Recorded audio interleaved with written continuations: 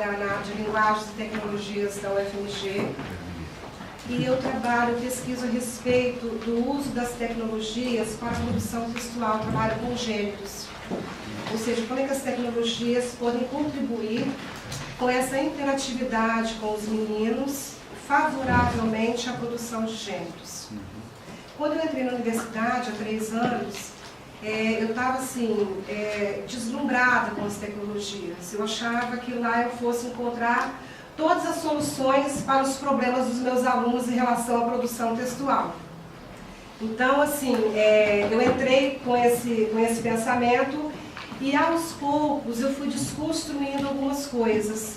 Não de uma forma negativa, não necessariamente de uma forma negativa, mas sabendo, reconhecendo que há alguns problemas, mas que eu posso me aproveitar dessa situação e transformá-la de uma forma mais, como é que eu posso dizer, produtiva em relação aos meus meninos. Então, a minha pesquisa está voltada a quais os recursos que eu encontro na internet que me favorecem o trabalho com a produção textual, ou seja, trabalhar com gêneros na sala de aula, e circulando esses recursos, eu comecei a entrar um pouquinho nos aplicativos de ensino de línguas. Então, o ano passado, eu estudei um pouquinho sobre 3 recursos, trabalhando com o inglês como segunda língua. Eu fiz uma análise de 3 recursos trabalhando o inglês como segunda língua. E depois, esse ano de 2018, eu comecei a trabalhar ao contrário. Eu entrava como uma falante de língua espanhola para aprender a língua portuguesa. Eu confesso que eu fiquei reprovada em várias situações, tá, gente? Não batia muito bem com o que eu faço no Brasil e o que o aplicativo estava me oferecendo ali. Então, por que eu entrei nesse viés dos aplicativos? A gente acaba apresentando vários trabalhos mundo afora e a gente começa a perceber como é que as pessoas dos outros países se comunicam.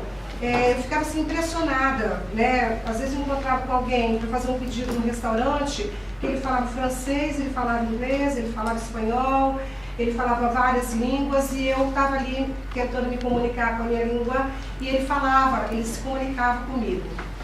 Então, essa ideia de como é que o português estava sendo trabalhado fora do país é que me deu essa vontade de pesquisar um pouquinho. Então, comecei a fazer uma análise de 3 aplicativos de ensino de línguas que descobri que no mundo todo eles são muito utilizados. Fiquei 40 dias agora na Inglaterra, fazendo um curso na Inglaterra e no meu curso eu tinha assim, árabes, e às vezes entrava um francês, às vezes entrava um italiano, às vezes entrava um irlandês, mas normalmente era eu e 9 árabes. E aí eu percebia na conversa com os meninos que eles também faziam uso de alguns aplicativos. E um deles era comum a todos eles, que era o Duolingo. Então eu acabei fazendo uma escolha por esse, tá? Então, nesse trabalho, eu estou pesquisando a respeito dos 3 aplicativos, que é o Duolingo, o Babel e o Busuu. Por que dessa escolha dos 3 aplicativos? A primeira escolha minha foi a gratuidade. Ou seja, eu precisava fazer uma análise dos aplicativos que fossem gratuitos. É a ideia que eu faço de educação. Para mim, todos eles precisariam ser gratuitos. Como? Eles teriam que descobrir, mas teriam que ser gratuitos. E aí eu comecei a fazer uma análise desses 3 aplicativos, tá? E dessa análise, existem vários autores que discutem a respeito dessas teorias do conhecimento, da aquisição da linguagem, né? Eu estou focando um pouquinho mais na behaviorista, na comunicativa e na integrativa, que foram dos autores que eu mais pesquisei, que é o Ashall e Heller, a respeito do primeiro trabalho que eu fiz, que é a aprendizagem da língua inglesa, foi o primeiro trabalho que eu fiz, e eu prossegui com esses autores. E nesse trabalho agora, eu estou pesquisando também outras teorias que estão, como é que eu posso dizer, estão aparecendo, estão surgindo com essa necessidade do ensino da segunda língua, né, para desenvolver um pouco mais, que é a aculturação, input, a interação e outras coisas mais. Aí, nas concepções de linguagem, eu trabalho que é o ensino prescritivo, faço uma análise se é prescritivo ou normativo, um trabalho de instrumento de comunicação descritivo da língua, ou se é o ensino interacionista da língua. Tento fazer uma análise dos aplicativos em relação a isso. É importante dizer, gente, que esses aplicativos, há uma transformação, eu acho que quase que mensalmente há alguma coisinha diferente. Então, eu tomo um certo cuidado na hora de fazer as colocações, eu coloco as datas do meu trabalho, para poder me posicionar em relação ao que encontrei em determinada situação, em determinada época. Tá? Já foi falado aqui sobre o quadro comum europeu, né, que é essa base que existe para... Eu não sou muito especialista nisso não, né? Eu faço um trabalho de leitura em relação ao IELTS, ao TOEFL, que são essas provas de proficiência em língua inglesa e outras línguas, que tem o quadro comum europeu como referência. E o Brasil ele tem o CELP-BRAS, que é o Certificado de Proficiência em Língua Portuguesa para Estrangeiro. Então, no trabalho eu discuto um pouquinho a respeito disso, que existe uma relação muito próxima entre eles, ok? Aí o contexto da pesquisa. Eu fiz abordagem qualitativa, os objetos de análise foram o Duolingo, o Busuu e o Babel, e eu tento fazer uma análise, eu estou fazendo uma análise da teoria da aprendizagem, da concepção de linguagem, no conteúdo abordado e na linguagem visual.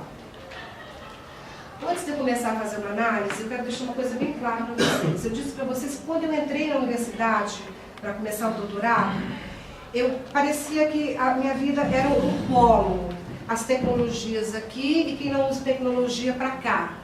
E eu achava que quem usa tecnologia aqui era fantástico, que tinha sala de aula maravilhosa, que os alunos saíam de lá, tudo certinho, como se no meu país, na minha cidade principalmente, a internet funcionasse, vamos colocar aqui, 10 minutos por dia, né?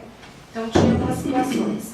Então, quando eu vou apresentar isso daqui, houve umas desconstruções em relação a essa leitura que eu faço, e que hoje me posiciona um pouquinho, com um certo cuidado. Então eu quero deixar claro que eu não estou aqui dizendo que o aplicativo ele é bom ou ele é ruim. Eu acho que tudo tem um lado bom e eu percebo que tudo tem um lado que pode ser melhorado. Então eu vou falar uma perspectiva do que eu considero que com a aprendizagem da língua portuguesa poderia melhorar um pouquinho mais o próprio aplicativo. Tá? E mesmo porque eles trabalham um pouco mais o vocabulário. É o vocabulário. E a gente sabe que a gente precisa, para começar uma segunda língua, mesmo numa interatividade, a gente precisa de um vocabulário. Senão a gente não consegue seguir com um diálogo, prosseguir com um diálogo. Vai uma pergunta e depois você não consegue continuar. Então vamos lá nos aplicativos. Eu coloquei em vermelho o Duolingo e o Busuu, por quê? Porque eles falam que são gratuitos.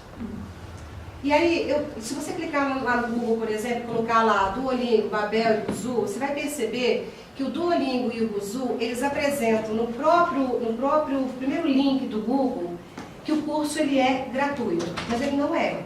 Ele tem uma parte inicial que ela é gratuita e depois dali você trava, você não consegue mais, a não ser que você pague um valor. Aí existem os valores que foram colocados aqui, existem promoções ali no valor. O Duolingo, ele apresenta 27 idiomas, mas como eu sou nativa em português, eu só posso aprender 6 línguas. Não me oferecem todas as línguas, eu posso aprender 6 línguas como nativa em português. O Babel 14 e o Busuu 12. Eu tenho entrado toda semana nos aplicativos para ver algumas diferenças. E eu percebo que há umas indicações de mudanças em relação à ampliação das línguas. Pode ser que hoje esse número tenha se alterado, ok? Aí, como é que funciona a estrutura dele aqui, né?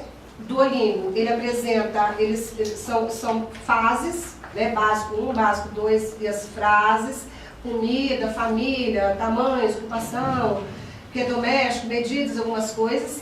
O Duolingo, existe uma possibilidade de você exonerar 7 unidades. Entre uma unidade dessa aqui, existe uma chamada de exonera 7 unidades. Ou seja, se você entrar neste link aqui, as 7 unidades que você possui daqui para baixo, você vai ser dispensado, porque é como se você tivesse evoluído, ok? Babel também, ele tem cursos para principiantes, gramática, gente, cultura, cursos especiais, palavras e frases. Aí eu comecei com o curso para principiantes e recebi, olha, fantástico, Josiane, mas daqui eu não podia passar mais não, a não ser que eu pague. Eu fui em um. Daqui eu não podia passar mais. Eu fui fantástica nessa situação aqui. Mas fui reprovada várias vezes, gente. Buzu, a mesma coisa. Ele tem vários cursos. Aquilo que está em azul está aberto para todo mundo. E aquilo que está em amarelo está fechado. Se você não pagar, você não consegue evoluir. Ok? Aí vamos lá. Abordagem pedagógica. Eu vim para cá ainda com um pouquinho de medo em relação a afirmar um behaviorismo persistente nos 3 aplicativos. Porque eu ainda preciso sair um pouco de uma posição e ir para uma outra posição, porque eu enxergo algumas coisas de construtivismo ali. Eu enxergo algumas coisas de interacionismo ali, mesmo que seja pago. Porque vocês podem perceber que aqui, olha, o Buzu, por exemplo, ele segue o formato de rede social, possibilitando aos usuários interagir e corrigir os trabalhos uns dos outros. Lá no Babel, só se você pagar. E lá no Duolingo você faz a verificação da própria evolução se seguir outros usuários. Mas as atividades são todas de múltipla escolha, preenchimento de lacunas, escolha de certo ou errado, correspondência, classificação, caça-palavras ou escrita de frases. Aqui umas diferenças entre eles, por exemplo, Babel, se você fizer uma coisa errada aqui, quando você chega ao final, ele volta com a coisa errada. Enquanto você não acertar, você não passa por da frente. Você tem que acertar, senão você não passa. Ele fica ali insistindo com você, ok? Aí nós temos lá os exemplos que eu coloquei para cá, né? A carteira, por exemplo, marca a solução correta. A carteira é minha, a blusa é minha, a roupa é minha. E algumas palavras, as frases são bem simples. E algumas expressões, a esquina, você escreve em espanhol, porque eu fiz espanhol, fiz uma coisa. E aqui, nesse passo aqui, você pode entrar no Duolingo e ver o que você errou, como que você errou, qual é o certo. E você clica aqui em algumas situações, há algumas propostas de explicações gramaticais. Bem simples, mas há propostas de explicações gramaticais. O Babel, ele traz também a mesma coisa, mais palavras, algumas expressões. Eu trouxe essa estar no vermelho, né, que é uma expressão conhecida, estar no vermelho no Brasil, ou seja, suas condições financeiras estão lá embaixo. E até eu chegar a essa conclusão de estar no vermelho não significa que a minha roupa é vermelha, demorou um pouquinho. Eu não sei se um falante ou não falante da língua portuguesa chegaria a essa conclusão com muita facilidade, não, tá? A outra